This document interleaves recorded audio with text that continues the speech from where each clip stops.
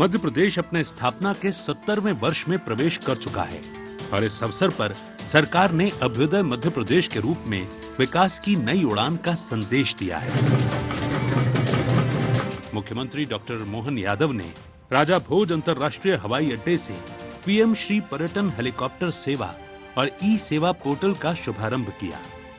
सरकार का दावा है कि ये केवल उत्सव नहीं बल्कि विजन 2047 की दिशा में बड़ा कदम है। सीएम डॉक्टर मोहन यादव ने बताया कि अगले 25 वर्षों के लिए तैयार किया जा रहा रोड मैप सिर्फ आंकड़ों का दस्तावेज नहीं बल्कि भविष्य की दिशा तय करने वाली रणनीति है। उन्होंने कहा कि ये उत्सव सिर्फ परंपरा का नहीं बल्कि नई सोच का प्रतीक है, जहां ई गवर्नेंस, पर्यटन, उद्योग और पर्यावरण सभी एक साथ प्रदेश के प्रगति पथ पर आगे बढ़ेंगे। मध्य प्रदेश का स्थापना दिवस, अभ्युदय मध्य प्रदेश के तहत विजन डॉक्यूमेंट का विमोचन।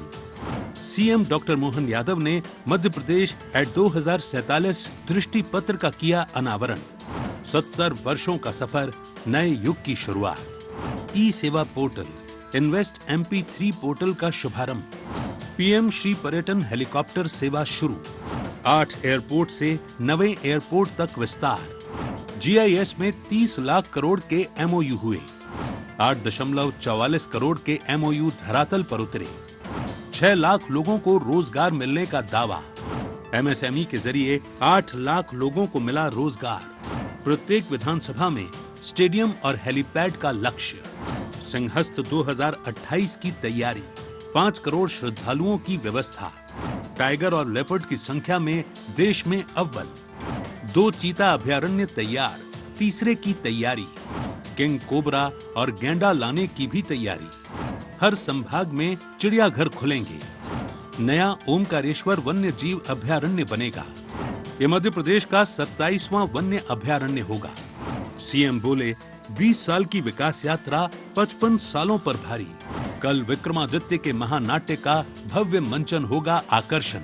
विजन डॉक्यूमेंट्स 2047 का लोकार्पण किया। इस डॉक्यूमेंट्स में पूरे वर्ष के साथ साथ आगामी 25 वर्ष तक हमको कहां छलांग लगा के जाना है, किस तरफ में जाना है, ऐसे मध्य प्रदेश की भूमिका टीम लीडर के नाते से होना चाहिए। मध्य प्रदेश अपार संभावना वाला प्रदेश बने, इस दिशा में हम ठोस कदम उठा के चल रहे हैं। MP ई सेवा पोर्टल का लोकार्पण किया।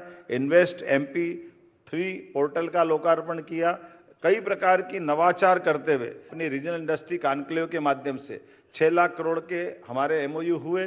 24 लाख करोड़ के प्रधानमंत्री के माध्यम से भोपाल में पहली बार GIS हुई। आमतौर पर ऐसा कहा जाता है कि ये जितने MOU होते हैं उसके 10% हो जाए तो बहुत है।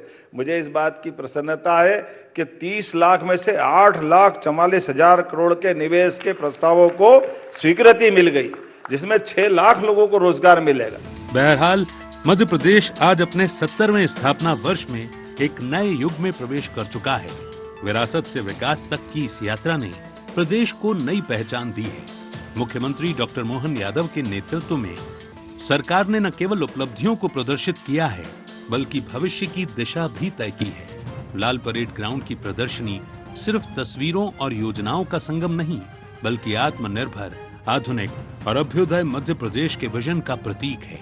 डॉक्टर मोहन यादव ने विश्वास जताया कि आने वाले वर्षों में मध्य प्रदेश न केवल देश का दिल रहेगा बल्कि विकसित भारत 2047 की धड़कन भी बनेगा। Bureau report, IND 24।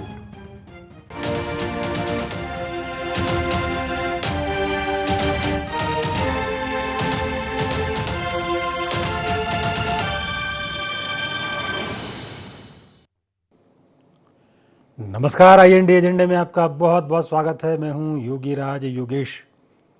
एजेंडे में आज चर्चा होगी मोहन की अभ्युदय। कहने का अर्थ ये है कि मध्य प्रदेश आज अपनी स्थापना के 70 वर्ष मना रहा है और ये निश्चित तौर पर प्रदेश का निवासी होने के नाते हम सब के लिए बड़े गर्व की बात है कि मध्य प्रदेश ने अपने 70 साल की एक विकास यात्रा पूर्ण की है। और विकास यात्रा में कई पड़ाव आए, कई बार हमें चुनौतियों का सामना करना पड़ा, तो कई बार हमें हमारी इस विकास यात्रा में कुछ ऐसे रोमांच के क्षण आए जो वास्तव में किसी को भी गौरव दिलाने वाले थे, गौरवान्वित करने वाले थे। मध्य प्रदेश ने इन 70 वर्षों में कई ढेर सारी उपलब्धियां हासिल की। बताने के लिए हमारे पास बहुत कुछ है। ये यात्रा देखिए कहाँ से शुरू हुई थी। एक समय था जब ग्रामीण अंचलों की तो बात छोड़िए, शहरों में प्रॉपर सड़कें नहीं थी, और आज ये हालत है मध्य प्रदेश में चमचमाती सड़कें चारों दिशाओं में हमको मिल जाएंगी। आप सुबह बिस्तर से उठें और जिधर आपका मुंह उस दिशा में आप चले जाओ तो आपको बेहतरीन रोड आपको देखेंगे, highways, metros, Airways, over bridges, एक तौर से झड़ी लगी हुई है सबकी। अकेले राजधानी भोपाल की बात करें तो कम से कम 20 से 25 ओवरब्रिज यहाँ बन के तैयार है। तो एक तरह से पूरी फिजा बदल गई है राजधानी की।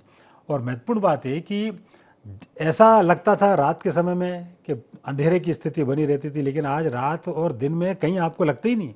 रात में 12 बज जाए तो आपको लगता है कि अरे अभी तो शाम की बात है। इतनी चमचमाती इन सड़कों पर लाइटें लगी हुई हैं।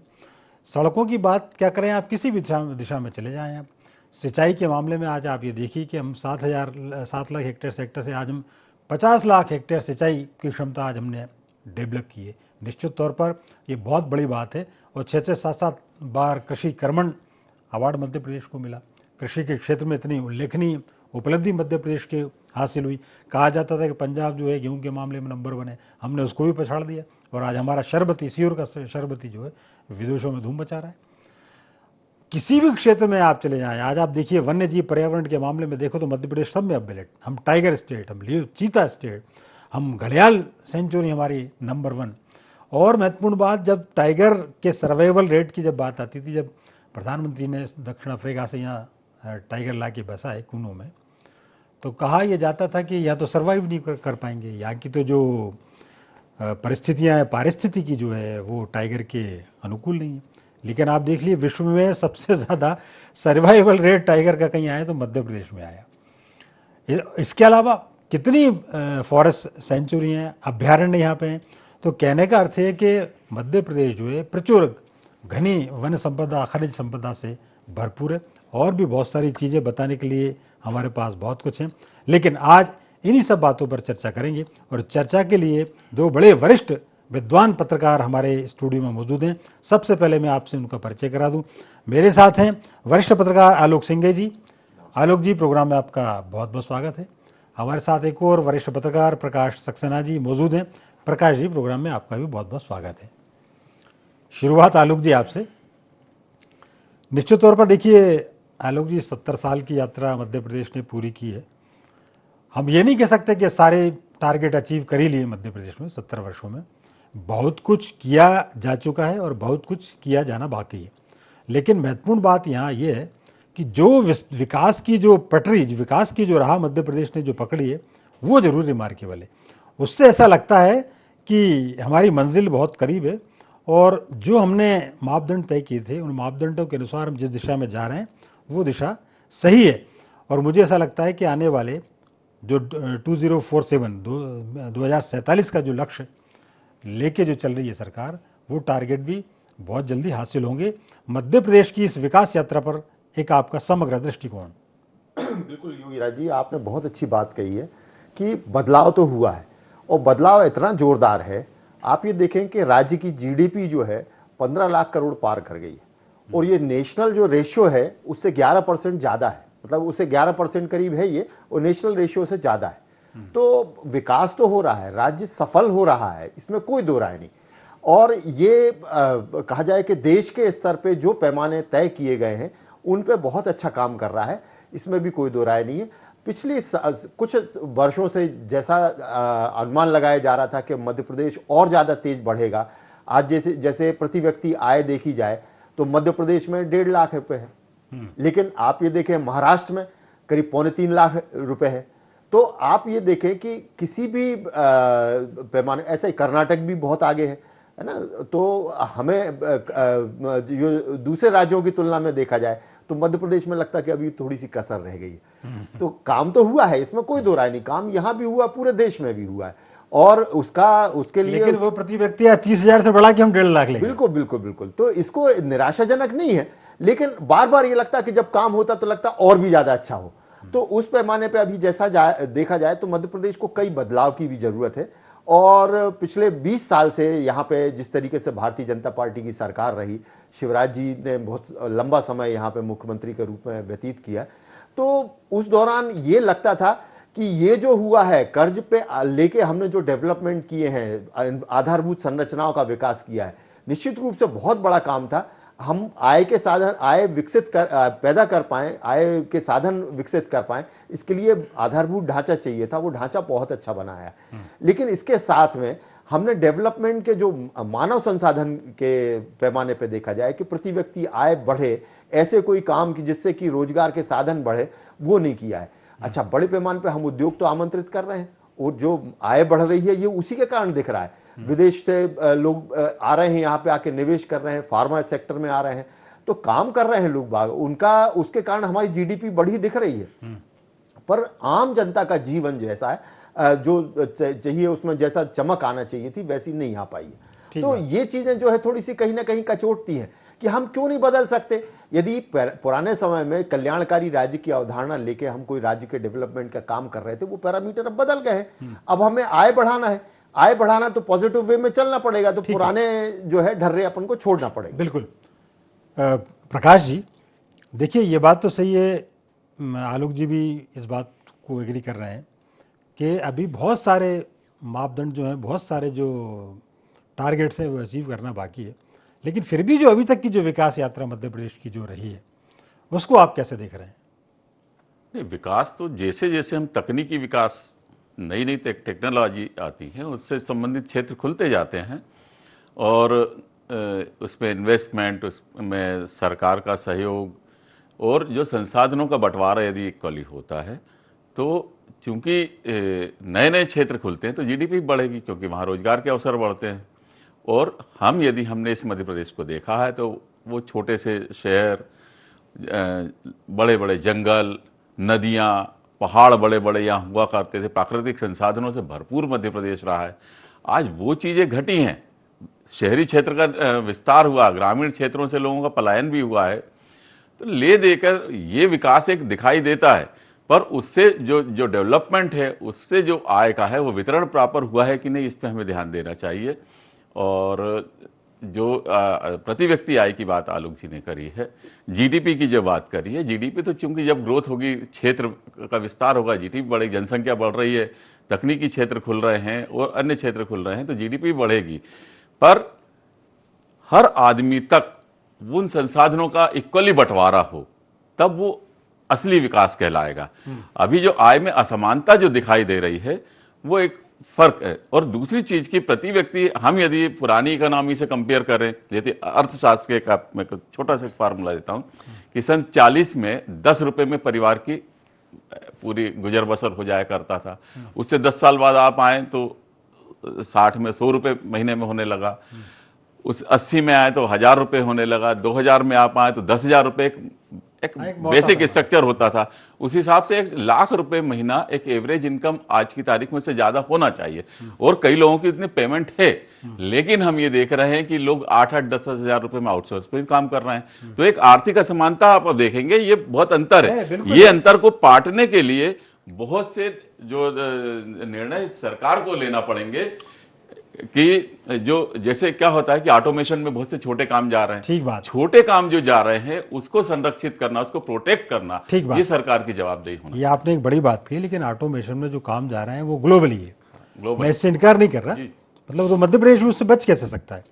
अच्छा आलोक जी, एक बात ये है कि जिन सेक्टर में सरकार ने काम करना शुरू किया, आप कल्पना कीजिए जब मध्य प्रदेश से जब छत्तीसगढ़ अलग हुआ, तो मतलब एक तरह से ये समझिए कि हमारा पूरा खनिज का जो पूरा जो हमारी प्रचुर बड़ी मात्रा की जो संपदा थी वो वहाँ चली गई। और ऐसी स्थिति में फिर सरवाइव करना और उसके बाद फिर खड़ा करना नए सिरे से, और आज भी हम वन संपदा हो, ये बात ज़रूर है कि आज जो लगातार इनका जो जंगल के जंगल साफ़ हो रहे हैं, आपने जिक्र दोनों ने किया ही है कि पहाड़ बहुत बड़े नदियों में की ये स्थिति थी, लेकिन बावजूद इसके यदि हम सर्वाइव कर पा रहे हैं तो शायद मुझे ऐसा लगता है कि दिशा सही है, लेकिन इसमें अभी बहुत कुछ किया जाना बाकी है। और वो जो लूप होल्स है जिनकी वजह से बार बार ये जो लगता है कि हमारी बहुत सारी जो इनकम है, जो सोर्सेज हैं, वो जो लूप होल्स की वजह से बाहर हो जाते हैं, तो उन पर काम किया जाना बाकी है। लेकिन फिर भी आप इस दृष्टि से जरूर आप बताइए कि ये जो मध्य प्रदेश को जो चैलेंजेज है उसको आप कैसे देखते हैं? बिल्कुल योगी राज जी, आपने बिल्कुल सही कहा कि लैंडलॉक स्टेट है, कोई समुद्र सीमा नहीं है, हमारे पास परिवहन के लिए जगह नहीं है, हमारे खनिज संपदा कम हो गई है। लेकिन समस्या क्या है, हम ये समझने तैयार नहीं, हमारे पास में 8 करोड़ लोग हैं और ये 8 करोड़ लोग हमारे लिए लाइबिलिटी बने हुए हैं।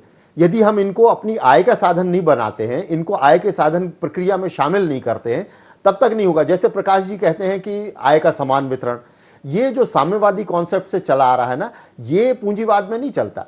और पूंजीवाद इतनी अच्छी चीज है कि बार बार पूंजीवाद को गाली देने की भी जरूरत नहीं है। आप ये देखें कि यदि पूंजी निर्माण में आम जनता की भागीदारी होती, जैसा चीन ने किया, चीन ने कोई वामपंथ पे नहीं चला, चीन ने पूंजी उत्पादन की प्रक्रिया में आम जनता की भागीदारी करी, उन्होंने माल बनाया और माल बना के एक्सपोर्ट किया, तो इसलिए वहां पे लोगों को एम्पावरमेंट कर पाए। हमने कुछ लोगों के हाथ में इंडस्ट्रीज दे रखी हैं, कुछ लोगों के हाथ में पावर दे रखी हैं, बाकी लोगों के हाथ में नहीं दे रखी हैं, इसलिए आय का असमान वितरण दिख रहा है। यदि हम उनको आय की प्रक्रिया में शामिल कर लेते हैं तो बहुत तेजी से तस्वीर बदल जाएगी। ठीक बात कह रहे हैं आप। अच्छा, होता अक्सर यही है कि जब भी तुलनात्मक जब बातें आती हैं तो हम बड़ा चीन का उदाहरण देते हैं या विकसित जो कंट्रीज हैं, अमेरिका, इन सब का उदाहरण देते हैं। हम ये नहीं देखते कि हमारी जो परिस्थितियाँ हैं उससे बिल्कुल डिफरेंट है। हमारे यहाँ, चाइना में तो एक ऑर्डर निकलता है, ऊपर से उसको फॉलो किया जाता है सब। हमारे यहाँ होता है कैसा, सरकार एक ऑर्डर निकालती है और आधी आबादी विरोध में खड़ी हो जाती है। हमारे यहाँ एक बात और, हमारे यहाँ इतने सारे बैरियर्स हैं, चाहे उसको आप आरक्षण की बीमारी कह लें या आप उसको और बहुत सारी चीज़ें कह रहे हैं, जो हमारा जो ब्रेन है, जो टॉप क्लास का जो ब्रेन है, वो चला जाता है। क्योंकि ये जो सारी जो परिस्थितियाँ हमको, सरकार को, उनको भी झेलना पड़ता है। बिल्कुल आप सही कह रहे हैं, ये बिल्कुल हमारे यहाँ की परिस्थितियां बिल्कुल अलग हैं। लेकिन अब हम क्या कर सकते हैं, इसका रोना लेके नहीं बैठे रह सकते, हमें इस बीच में ही काम करना है। बिल्कुल ठीक बात। प्रकाश जी, पर्यटन एक ऐसा क्षेत्र है जिसमें मध्य प्रदेश में अपार संभावनाएं नजर आ रही हैं और प्रकृति ने मध्य प्रदेश को भरपूर नवाजा, मतलब प्रकृति की भरपूर कृपा मध्य प्रदेश पर है। और फिर ये जो वन सेंचुरी हैं, जो फॉरेस्ट सेंचुरी हैं, जो बनी, अभ्यारण्य बने, 8-8, 9-9 अभ्यारण्य बन गए, अभी एक और अभ्यारण्य की घोषणा हो गई। और जो मैंने पहले ही जिक्र किया था कि टाइगर स्टेट, चीता और जंगली जो जितने वन्य प्राणी हैं वो हमारे यहाँ की अब धरोहर हैं, शान है हमारे यहाँ। घड़ियाल हमारे यहाँ अफरात में, हम चाहें तो बहुत जगह दे सकते हैं। इसको लेकर आप, क्योंकि एक नया सेक्टर है इनकम का, संभावना का। जी, अपनी पर्यटन पे एक बार और डिबेट हो चुकी है। बहुत अच्छी संभावनाएं, धार्मिक पर्यटन भी है, प्राकृतिक पर्यटन भी है, यहाँ पर हर तरह के, ऐतिहासिक भी बहुत से यहाँ पर मॉन्यूमेंट्स हैं।